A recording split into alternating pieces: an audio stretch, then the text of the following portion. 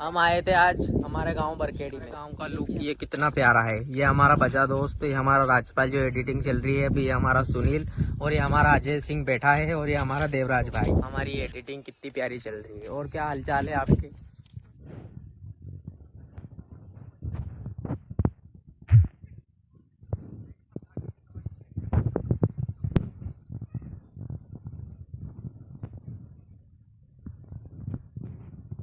सोनिया यहाँ सी देखिए तारा पोनी बाहर देखो सिंह भी ऐसे ही है। ये तो गौ माता भूखी मर रही है सोनिया के लिए। ये गौ माता सारी भूखी मर रही है। इनको कोई तो खिलाओ, कोई तो ए वो ऐसा बनाया पर मकाई गई।